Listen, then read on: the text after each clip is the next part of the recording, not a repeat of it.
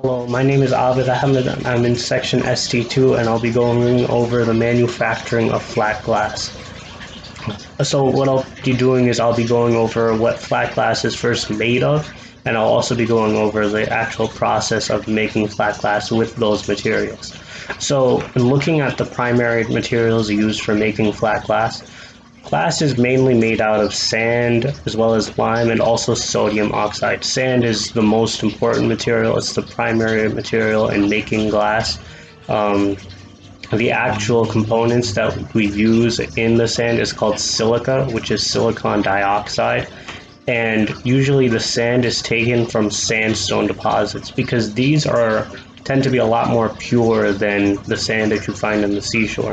The seashore sand will have like rocks, pollution, pollutants, all of these problems that come with it, right? The sodium oxide and the lime are added as secondary ingredients to modify the properties of the silica.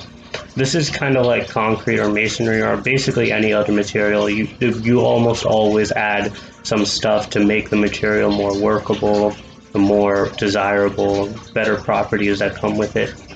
For example, if you're looking at sodium oxide, this serves to lower the melting point of the silica. So when you lower the melting point, it takes less to melt all of the silica, which lowers the manufacturing cost. The problem that comes with this, though, is that sodium oxide also makes the sand more water soluble, which makes the glass, if you only have sodium oxide, less durable. So to reduce the water solubility of the silica with the sodium oxide added, you need to add lime to it. And also the sodium oxide serves to make the silica more workable and less viscous when it's melted. So it casts better into the framing, which I'll get to right now, actually. So the process of float glass, this is actually the most important process. It's the most common process used today. Essentially what this process says is that the materials, the ones that I just mentioned, they're granulated, they're mixed, and they're loaded into a furnace to be melted, right? Once they're melted, so we have our molten glass now, these molten materials are laid on a bed of molten tin. So why do we use molten tin? Why can't we just use like a steel frame or whatever?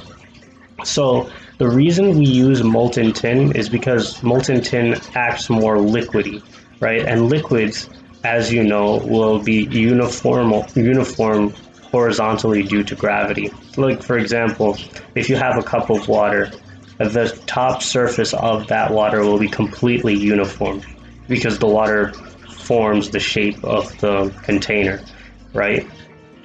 So this is why we use molten tin. And also tin has a higher density than molten glass, so the glass will lay on top. Just like how water is more dense than oil, so oil will stay on the top layer of water and it won't mix with the water. Same concept with molten glass and molten tin.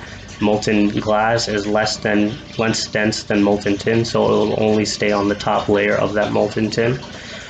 And also, when it's cast into this bed of molten tin, by the way, the bed of molten tin is called the float bath. There's a controlled thickness of molten glass that's distributed across the bed of molten tin. So basically what's happening here is that the glass is going to have a uniform thickness by the end of it, right? When it all goes through the float bath, all of this molten glass is cooled very rapidly to avoid the crystallization of the glass, so the glass is see-through. The problem with rapid cooling, though, is that there's a thermal gradient that goes across the glass, which causes internal stresses. So to like better understand this, think of cooking any sort of food, right? If you cook the food on really high temperature, then the food cooks unevenly, right? Like the surface of the food is going to cook, but the inside of the food isn't going to be well cooked. Same concept with the glass. So in order to reduce the internal stresses, the glass goes through an annealing layer, right? This annealing layer basically evens out the heat across the glass by first heating up the glass so that it's more workable, and then once it's heated up to a certain amount, the cooling is slowed down so that the silica are all evenly melted. Once all of this is done, the glass is then cut into its specific dimensions by automatic cutters that are past the annealing chamber and whatnot. This is the most efficient process of glass manufacturing, and it's the most recent development of glass manufacturing. There were previous manufacturing processes considered plate glass and drawn glass. The problems with this was plate glass actually was a more recent development, as well as drawn glass. The problem with plate glass, though, was that even though the quality of the glass was very high, the cost of making the glass was really, really crazy, right? It was very expensive to create plate glass. And with drawn glass, the quality of the glass was nowhere near that of float glass or plate glass. So drawn glass was also eventually taken over by float glass. So that's all there is for float glass. So basically, in essence, the glass is made using silica, sodium dioxide, and then it's put through a process called float glass, where the glass is mixed and melted in a furnace, and then is laid across a bed of molten tin, where it eventually cools down and then is put into an annealing chamber that reduces all the thermal stresses inside the glass. So yeah,